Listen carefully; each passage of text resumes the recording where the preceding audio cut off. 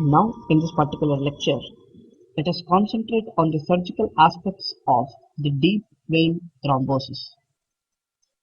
Here, let us see what is the definition of deep vein thrombosis.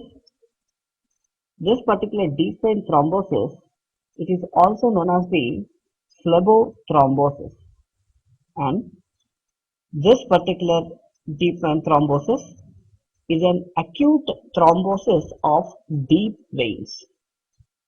So here, this particular condition is like very common in the Western countries, but the exact cause for the development of these particular deep vein thrombosis is not exactly identified. So here, although this particular thrombosis, which is exactly present in the deep veins of the lower limbs, is alerted as the most attention because the development of varicose veins as well as the deep vein thrombosis coexist with each other. We already studied about the varicose veins. Because of the gravity, it is mainly seen in the veins which are associated with the lower limbs. So the deep vein thrombosis also a potentially serious consequences where it's mainly the thrombosis is associated with the lower limbs. So here the process is not limited to this part of the circulation, but this particular thrombosis can occur anywhere in the deeper to this particular system. So now let us see what are the factors which are responsible for the development of these particular deep vein thrombosis, and let us see what are the important signs which are associated with the acute DVT. Now let us see first factors responsible. In the factors responsible, the important factor is immobilization. The same thing is venous stasis. The main circumstances which are responsible for immobilization or venous stasis are the bed rest during serious illness or injury, or sometimes there is a long distance air travel and also unconsciousness. So these are all the circumstances where the immobilization associated with the venous stasis can be seen. What are they? The immobilization associated with the venous stasis are the bed rest during the serious illness or injury, the long distance air travel or unconsciousness patients. So the second important possible factor is changes in clotting. So how these particular changes which takes place in the clotting mechanism, the topmost your answer should be the administration of the oral contraceptive pills. This is the most important common feature where the clotting mechanism will be changing. So the oral contraceptive pill, or sometimes there is an injury and operation, childbirth, the malignant diseases, or in other conditions also where the polycythemia is responsible for the development of the increase in the viscosity of that particular fluid. So these are also responsible for the changes in clotting mechanisms. So the final factor will be effects on vein wall. Effects on the vein wall may be because of the two conditions. One is because of the traumatic conditions, another one is the extrinsic compression. The traumatic conditions, it can be because of the accidental or from cannulation. But the extrinsic compression may be because of the edema associated with the inflammation or tumor or any bone abnormality also responsible for the external or extrinsic compression of the vein wall. So these are all the responsible factors to develop the deep vein thrombosis. So what are the main signs which are associated with the acute DVT? These are like the two topmost signs you need to remember, known as the Homan's test and Moses test. So what is the Homan's test? Homan's test is nothing but the forcible dorsiflexion of foot which are resulting in severe pain in the calf region. Whenever the foot is undergoing dorsiflexion forcefully, if the severe pain is seen in the calf region, that is an indication, that is a sign for the development of DVT. That is one of the Homan's test, a very important point. A forceful dorsiflexion of the foot responsible for the development of a severe pain in the calf region. So next one will be the Moses test. So what is the Moses test? So mainly it is very important. Ideally, it should not be done for the fear of embolism. But what is in the Moses test? Mainly, the positive Moses test can be indicated that the tenderness over the calf muscle on squeezing the muscle from side to side. So whenever you are like squeezing the muscle, holding the muscle and squeezing the muscle from side to side, whenever you are seeing the tenderness around the calf muscle on squeezing of that particular muscle from side to side, that can be called as a Moses test. So these are the main signs or topmost features you need to mention in your examination about the acute DVT, Oman's test as well as Moses test. Now let us see what is the clinical feature associated with it. So mainly the main clinical features, if you see the symptoms, that is particularly in a post-operative patient, there are like rarely any complaints, while because the thrombus is confined only to the small veins, but the extension into the major vessels like main vessels may cause the calf pain as well as swelling which is noticed by the patient. So another a demarcation point or indicated point you can guess by this particular sentence itself. The symptom means whenever the patient is like a post-surgical calf pain. So that is the word you need to remember. Post-surgical calf pain is equal to what? Immediate your answer should be, it is a diagnosis. You have a diagnosis that the deep vein thrombosis is developed. So that is what is a main important symptom you need to remember. Now, let us see what are the signs associated with this particular deep vein thrombosis. Now, the main signs are like the physical signs, mainly the particularly in the early stages, but these are also minimal. And the accuracy of the clinical diagnosis, you cannot be not greater than like a 50% when compared to the top like other objective methods which I already mentioned in the Homan's test and Moses test. Now, the first one will be the edema. The calf tenderness will be there and edema will be there. So what type of edema? Immediate your answer will be ankle edema in a limb that has not been the site of the surgery and was not swollen before the operation, and that is suspicious for you that the development of DVT means post surgery. You can say post surgical ankle edema is the direct word. So edema means you need to mention, it is very important that ankle edema of the limb, the ankle edema is developed after the surgery. Okay, and it is very important to mention also that the calf muscles like are swollen, but any kind of swelling is not seen before the surgery. Okay, so this is the indication for the development of DVT. So the second one will be the distension of superficial veins. Whenever there is a unilateral dilatation may be present, but this unilateral dilatation also occur in association with hyperemia or local infection.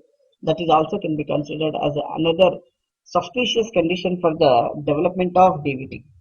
So next one will be the superficial thrombophlebitis. Here, this particular superficial thrombophlebitis can occur independently of DVT in a post-operative patient. This is also mainly associated with the post-operative patient. The next one is a limb discoloration will be there. It is very important. A diagnosis should have been made long before edema has become so significant to produce the pallor associated with the obstruction to the arterial inflow. So in simple word you can say white leg. In the limb discoloration you can just mention white leg also, you will get the direct they'll consider as a full mark. Now the last important sign will be the pain on the dorsiflexion of the ankle, which I already told you can be considered as a Homan's sign. So these are the topmost signs which is associated with the DVT. Edema means immediately remember ankle edema, right? So ankle edema will be there. And next one will be distension of the superficial veins, that is unilateral distension will be there. The next one will be superficial thrombophlebitis. So that's what I said. Superficial thrombophlebitis can occur as independent associated with the DVT, but it is again associated with post-operative conditions. Limb discoloration means immediately we need to say white leg.